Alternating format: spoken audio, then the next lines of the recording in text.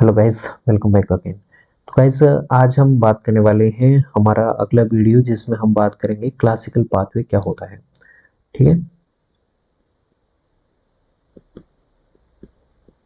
जैसा कि आपको नाम से पता चल रहा है, ये सबसे पहले फर्स्ट कॉम्प्लीमेंट सिस्टम में आपके सबसे पहले इनिशिएट होने वाला आपका पाथवे था।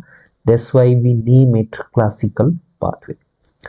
तो यहाँ पे आपको ध्यान रखना है कि ये पार्ट होता है आपके ह्यूमरल डिफेंस सिस्टम का। ठीक है। डिफेंस इम्यून सिस्टम का ये पार्ट होता है और इसे एक्टिवेट किया जा सकता है विभिन्न प्रकार के वायरसेस के द्वारा, नेक्रोटिक सेल्स के द्वारा, या फिर सब सेलुलर जो मेम्ब्रेन्स होती हैं, या फिर आपके एग्रीगेटेड इम्यूनोग्लोबिन्स हैं उनके द्वारा, या फिर आपके जो बीटा एमोइलॉइड है जो आपके अल्जाइमर डिजीज में पाया जाता है उसके द्वारा इसे इनिशिएट किया जा सकता है। ठीक है। अब यहाँ पे आपको याद रखना है कि कुछ ऐसे इम्यूनोग्लोबिन्स हैं जो ये रिसेप्टर नहीं रखते हैं, जिसमें इस प्रकार का पाथवे नहीं चलेगा। जैसे आपके हैं कुछ इम्यूनोग्लोबिन्स, इनका मैं यहाँ पे नाम लिख देता हूँ। जैसे है आपकी IgD, इम्यूनोग्लोबिन E, ठीक है, इम्यूनोग्लोबिन A, IgG2 और IgG4। ठीक है।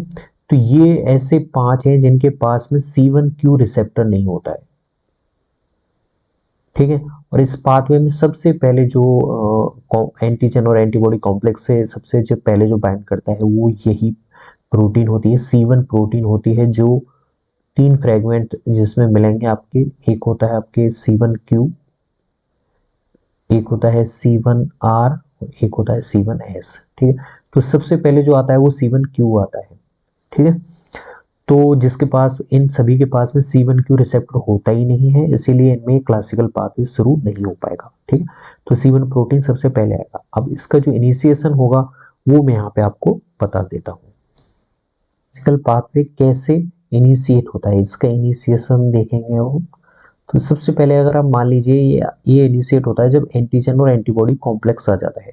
तो आपके एंटीबॉडी के FC रीजन पे, कौन सी रीजन पे, FC रीजन पे सबसे पहले जाके बाइंड करता है कौन सा, C1q। ठीक है। तो इसके एंटीबॉडी पर इसका रिसेप्टर होता है, तो इसलिए C1q यहाँ पे जाके बाइंड करता है।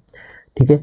बाइंड करने के बाद में, जैसा कि मैंने बताया था, सी में 3 आपके प्रोटीन थी, C1q, C1r, C1s। ठीक है।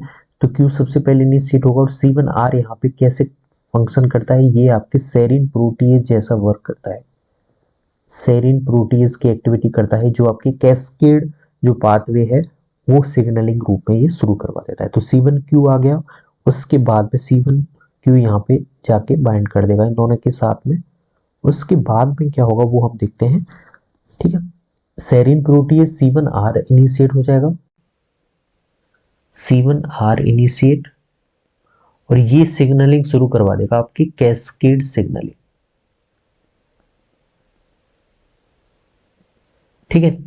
अब ये इनिशिएट हो जाएगी तो इनके कॉम्प्लेक्स पे, कौन से कॉम्प्लेक्स पे, एंटीजन, एंटीबॉडी, और जैसे मान लीजिए ये कॉम्प्लेक्स एंटीजन एंटीबॉडी, और एक ये कॉम्प्लेक्स था C1q। ठीक है। अब यहाँ पे आपके बाइंड कर जाएगा C4। C4 आ गया। अब C4 को फ्रेगमेंट में तोड़ा जाएगा, और इसके फ्रेगमेंट कौन कौन से हो सकते हैं, इसके फ्रेगमेंट हो सकते हैं, एक तो हो सकता है C4a, और एक बिगर वाला फ्रेगमेंट B। तो मैंने बताया था B यानी कि बिगर फ्रेगमेंट और A यानी कि स्मॉलर फ्रेगमेंट। ओनली अब बात था इसका C2 वाला। ओके। अब यहाँ पे क्या होगा, C4a को यहाँ से, इस फ्रेगमेंट को यहाँ से रिमूव कर दिया जाएगा। तो अब ये जो आपको मिलेगा, ये मिलेगा आपकी बार आपको एंटीजन एंटीबॉडी कॉम्प्लेक्स।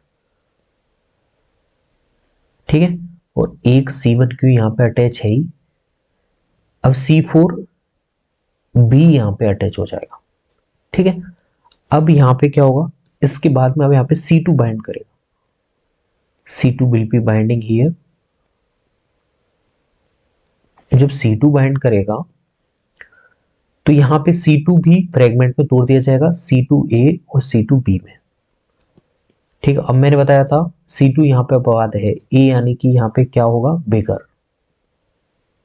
और B यानी कि यहाँ पे स्मॉलर फ्रेगमेंट है। तो यहाँ पे कौन सा फ्रेगमेंट बाइंड होगा इनसे, यहाँ पे बाइंड होगा आपके C2A, जो बिगर फ्रेगमेंट है वो यहाँ पे बाइंड हो जाएगा। तो आपका कॉम्प्लेक्स अब इस तरह से मिल जाएगा आपको, एंटीजन एंटीबॉडी कॉम्प्लेक्स, इस पे C1Q अटैच हो गया, C4B है ही ऑलरेडी।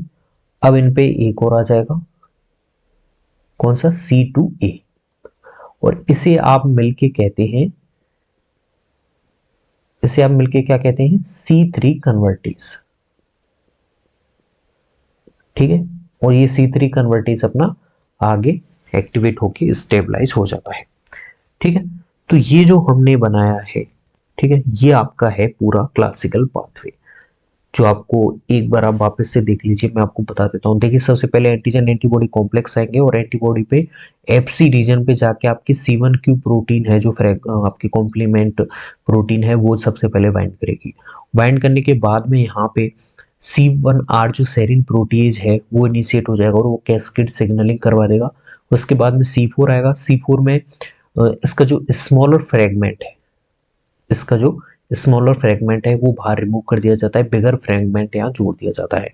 उसके बाद में C2 प्रोटीन आती है, और यहाँ पे इसका जो बिगर फ्रेगमेंट है वो यहाँ पे जोड़ दिया जाता है, और इसे C3 कन्वर्टेज एंजाइम बन जाता है, जिसके पास में कौन सी एक्टिविटी होती है, एंजाइमेटिक एक्टिविटी होगी, प्रोटियोलाइटिक